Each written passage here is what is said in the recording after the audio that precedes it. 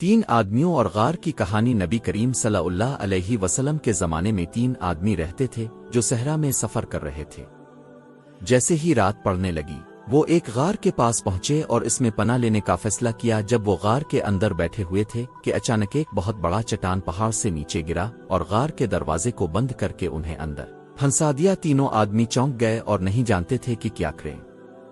وہ اپنے ماضی کے کرتوتوں کے بارے میں سوچنے لگے کہ کیا وہ کبھی غار سے زندہ نکل سکیں گے۔ پہلے آدمی نے کہا کہ میرے پاس ایک بار کھیت تھا اور میں اپنی فصل کا ایک حصہ غریبوں کو دیتا تھا، اگر میں ایسا نہ کرتا تو میں اس غار میں نہ پھنستا۔ دوسرے آدمی نے کہا کہ ایک دفعہ میری ایک بیٹی تھی اور میں اس کی دیکھ بھال کرتا تھا، ایک دن وہ بیمار پڑ گئی اور میں نے اپنا سارا مالاس کے علاج پر خرچ کر دیا، اگر میں ایسا نہ کرتا تو میں اس کی پرورش نہ کرتا، اس غار میں پھنس گئے ہیں۔ تیسرے آدمی نے کہا کہ ایک زمانے میں میرا ایک نوکر تھا، میں اس کے ساتھ سختی سے پیش آتا تھا، ایک دن میں اسے اس کی مزدوری دینا بھول گیا اور اس نے میری ملازمت چھوڑ دی، مجھے تب سے اپنے رویے پر پچھتاوا ہو رہا ہے، اگر میں ایسا نہ کرتا، اس کے ساتھ سخت سلوک کیا، میں اس غار میں نہ پھنستا۔ جب وہ بول رہے تھے تو انہوں نے ایک آواز سنی، کہا تمہاری نیکیاں قبول ہو گئی ہیں اور تمہیں ان کا اجر ملے گا۔ اچانک چٹان ہٹ گیا اور غار کا دروازہ کھلا تھا۔ وہ تینوں آدمی غار سے باہر آئے اور یہ دیکھ کر حیران رہ گئے کہ وہ ایک خوبصورت باغ کے سامنے سرسبز و شاداب درختوں اور چمکتے چشموں سے بھرے ہوئے ہیں۔ ایک فرشتہ ان کے سامنے حاضر ہوا اور کہنے لگا کہ یہ باغ تمہارے لیے تمہارے نیک اعمال کے صلہ کے طور پر تیار کیا گیا ہے، تم ہمیشہ یہاں رہو گے اور تمہیں ہر وہ چیز مہیا کی جائے گی جس کی تمہیں ضرورت ہے۔ تینوں آدمی بہت خوش ہوئے اور انہوں نے اللہ کی رحمت اور نعمتوں کا شکر ادا کیا۔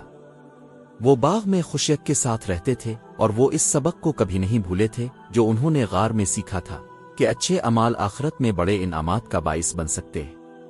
اب صلی اللہ علیہ وسلم نے فرمایا، تمہاری نیکیاں قبول ہو گئی ہیں اور تمہیں ان کا اجر ملے گا۔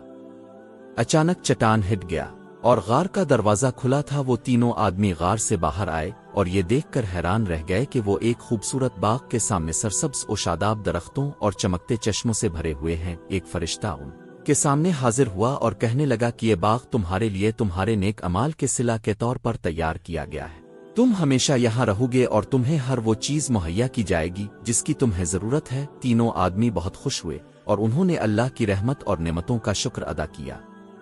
وہ باغ میں خوشی کے ساتھ رہتے تھے اور وہ اس سبق کو کبھی نہیں بھولے تھے جو انہوں نے غار میں سیکھا تھا کہ اچھے اعمال آخرت میں بڑے انعامات کا باعث بن سکتے ہیں۔ یہ کہانی ہمیں اچھے کام کرنے اور دوسروں کے ساتھ مہربانی اور شفقت کے ساتھ پیش آنے کی اہمیت سکھاتی ہے۔